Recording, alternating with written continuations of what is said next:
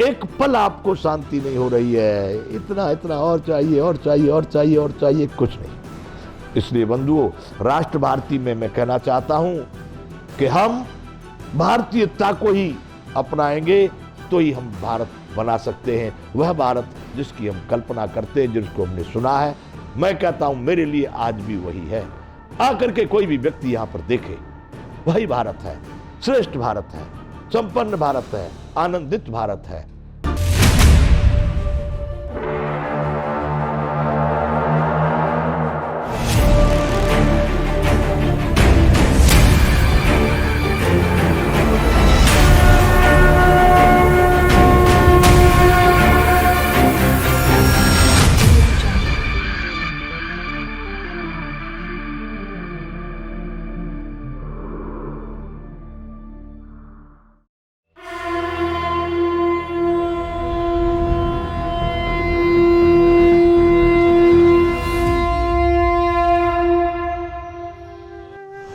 जय विश्व बंधु।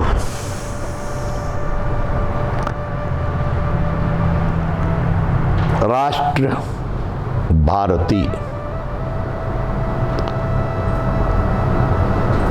कैसा राष्ट्र?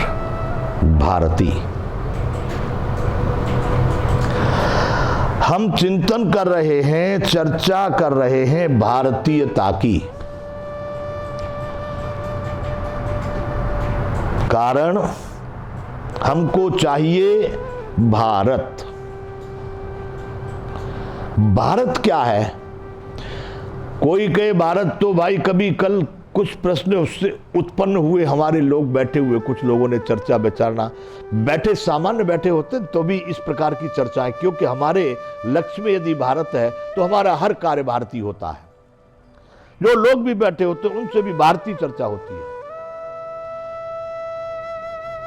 तो किन्हीं लोगों ने प्रश्न किए तो उनका सूक्ष्म में चर्चा करूं कि भारत की क्या विशेषता है, यहां पर तो कितने युद्ध हुए, कितने मार काटे हुए, कितने क्या हुए, कब कैसा नहीं हुआ, कितने महाभारत और रामायण गीता भागवत सब में क्या हुआ।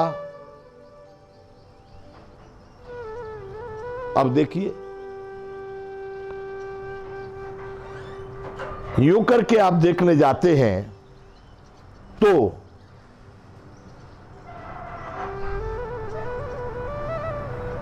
आप समझ लें कि भारत इसीलिए भारत था। उस काल से लेकर के तब तक क्या था? भारत श्रेष्ठ था। क्या था? भारत संपन्न था। क्या था? भारत शक्तिशाली था। क्या था? भारत निरोग था। क्या था? भारत प्रेम से परिपूर्ण था।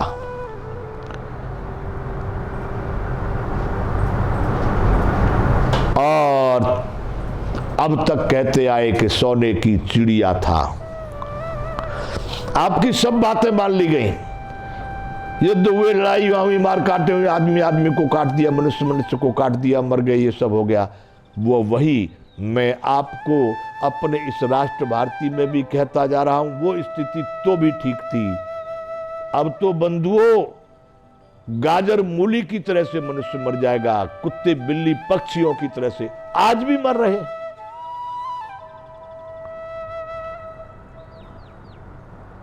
पहले तो क्षण भर के लिए युद्ध में मारे गए, जिए जिए। उस मृत्यु को हमारे भारत ने और क्या विश्व ने भी उसको श्रेष्ठ ठहराया है। उसको वीर गति कहा गया है। वो कोई लल्लू पंजू गति नहीं है, नर्क वाली गति नहीं है, नर्क वाला काम नहीं है। हुआ किस लिए हुआ? शुभ कर्म और दुष्कर्म के लिए हुआ। किस लिए हुआ? अधर्म और सुधर्म के लिए हुआ। किस लिए हुआ? अन्याय और न्याय के लिए हुआ, और आगे भी होते रहेंगे। तो बंधुओं, राष्ट्र भारती भारत की क्या विशेषताएं थी वो मैंने आपको बता दी। निरोग था भारत, साधन संपन्न था भारत, शक्तिशाली था भारत, गौरवशाली था भारत, हर तरह से परिपूर्ण था भारत, इसलिए था श्रेष्ठ भारत। जो प्राकृतिक घटनाएं, सामाजिक घटनाएं, जो धार्मिक रूप से, जो सात्विक रूप से घटने वाली हैं, वो हमेशा घटेंगी।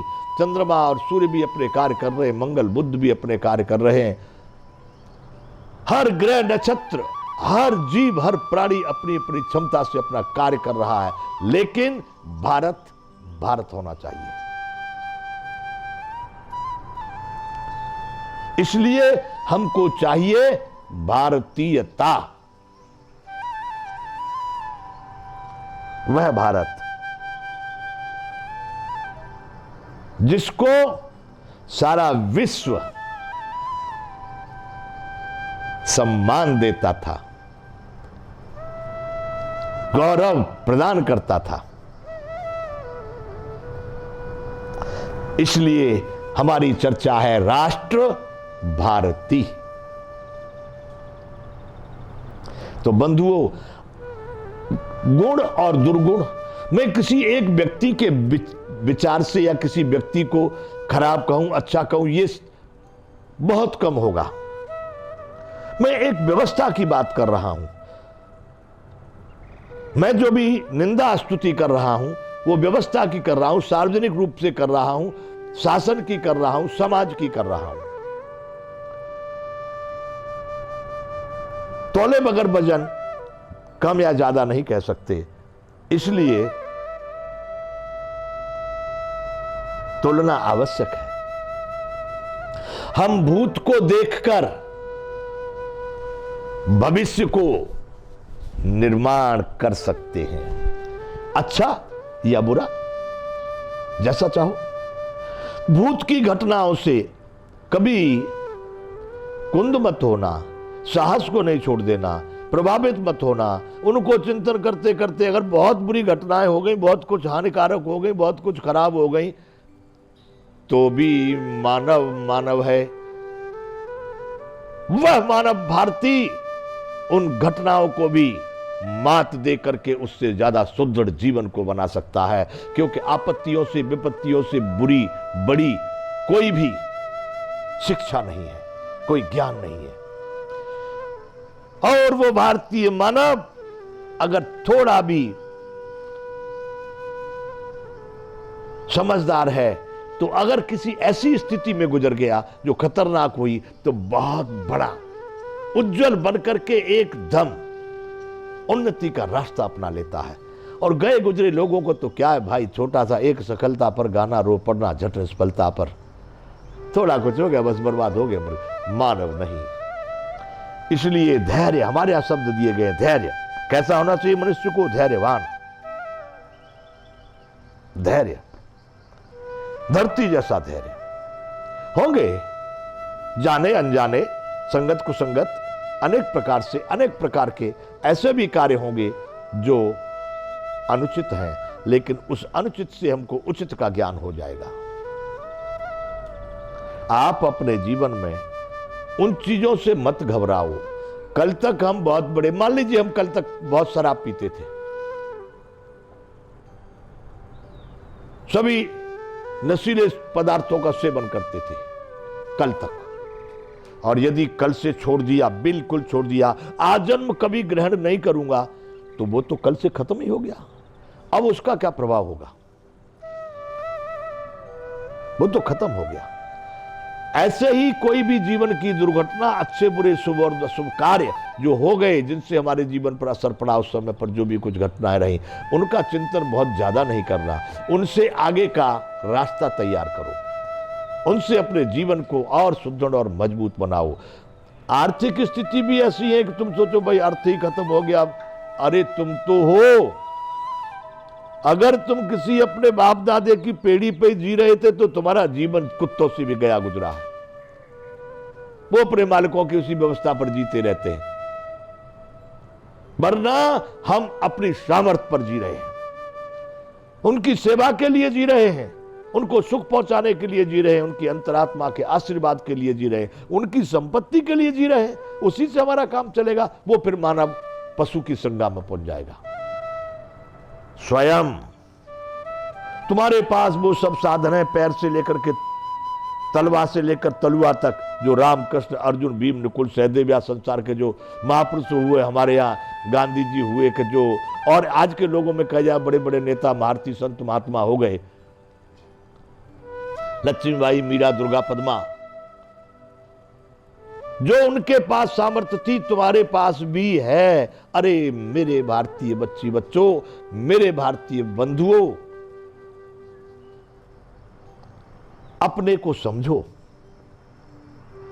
मैं उस विषय पर भी चर्चा किया हूं, अध्यात्म भारती, कि भगवान के नाम से क्या चल रहा है, भगवान कौन सी, किस सृष्टि में, किस कोटि में, किस श्रेणी में, किस तरह से कहां प्राप्त होता है कि नहीं प्राप्त। लेकिन अज्ञानी लोग भगवान कहां है, सब जगह भगवान का भय और डर बता करके तुमको ठग रहे हैं।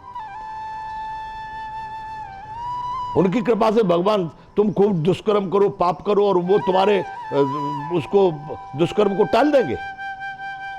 अज्ञानी मत बनो बंधुओं, मूर्ख मत बनो बंधुओं। अपने आत्मविश्वास को जगाओ, अपने आत्म बल को जगाओ। अरे अपनी आत्मा को समझकर आत्मनिर्भर हो जाओ, कोई तुम्हारे काम में नहीं आएगा। गरीबी के लिए बाबा जियों के पास भाग के गए, बाबा जी रास्ता बताएंगे, धन आ जाएगा, और तुम्हारे 100, 200, 500 और चले गए। आएगा तुम्हारे कर्म से। सही रास्ते को, यदि कोई रोग है उस तरह का, तो उसके जो निष्णांत वैद्य या जो भी डॉक्टर हैं, उन्हीं से संपर्क करो। जैसी जैसी कोई व्यथा, जैसी जैसी कोई समस्या है, उसके निष्णांत जिनको समाज समझता है, मान्यता देता है, वैसे लोगों से संपर्क करो। अल्लू टप्पू लल्लू पंजू कहीं भी तुम घूम रहे हो, उतने ही और गड्ढे में जा रहे हो, उतने ही और दीन दुखी हो रहे हो, उतने ही और परेशानियां आपके मन को खा रही है। इसलिए बंधुओं, हम बात करते राष्ट्र भारती की, भारतीय होना होगा। और भारतीय परंपरा में ये इस प्रकार के दूषण जब जब आ गए, तब तब भारत एक विचित्र स्थिति में पड़ गया। और जब जब वो नकली आंधी तूफान, धूल मिट्टी वाली हवाएं बंद हो गई, तो भारत फिर भारत बना। आज वही स्थिति है कि अब कुछ धुंधलापन हो गया है भारत में। कुछ सांप्रदायिक, सामुदायिक, मजहबी और धार्मिक और अनेक प्रकार के धूल मिट्टियों को उड़ा उड़ा करके लोगों ने धुंधला किया है। चिंता मत करना बंधुओं, भारत भारत ही रहेगा। कोई भी इस भारत को न नष्ट कर सकता है, न अब इस पर कोई अधिकार कर सकता है, ना ही कोई यहां की किसी वस्तु को या किसी को अपने कब्जे में ले सकता है। बिल्कुल नहीं, अधिकृत कोई नहीं करेगा। आप यदि उस रास्ते पर नहीं आए, उस सूत्र को नहीं अपनाए, उस परंपरा को नहीं अपनाए जो भारतीय है, तो मरना तो बहुत बुरी तरह से होगा। मैं अंग्रेजी की एक शब्द सुन लिया, डू और डाई। या तो मैं जो बातें कह रहा हूं वो बातें लोग करेंगे। पहले तो ठीक एक मृत्यु ठीक होती थी, लड़ते होकर होती, युद्ध में होती थी, वैसे अब तो कुत्ता बिल्लियों की तरह से अरे सेनाएं खड़ी रहेंगी सीमाओं पर और मर जाएंगे लोग शहरों में। जरूर होगा, रुकेगा नहीं। इसलिए बंधुओं, राष्ट्र भारती के माध्यम से मैं भारत को जगाना चाहता हूं। आप जग जाइए, तन को एक लंगोटी पेट को मिलेगी रोटी, क्यों इतने पापपूर्ण व्यवहार कर रहे हो? सुबह से शाम तक अहंकार और असत्य और अनर्गल बातों में पड़ करके अपने जीवन को कहां पहुंचा दिया। एक पल आपको शांति नहीं हो रही है, इतना इतना और चाहिए और चाहिए और चाहिए और चाहिए, कुछ नहीं। इसलिए बंधुओं, राष्ट्र भारती में मैं कहना चाहता हूं कि हम भारतीयता को ही अपनाएंगे तो ही हम भारत बना सकते हैं। वह भारत जिसकी हम कल्पना करते हैं, जिसको हमने सुना है। मैं कहता हूं मेरे लिए आज भी वही है। आकर के कोई भी व्यक्ति यहां पर देखे वही भारत है, श्रेष्ठ भारत है, संपन्न भारत है, आनंदित भारत है। आज हम यहीं पर अपने वाणी को विराम देंगे, फिर चर्चा करेंगे राष्ट्र भारती। जय विश्व बंधु।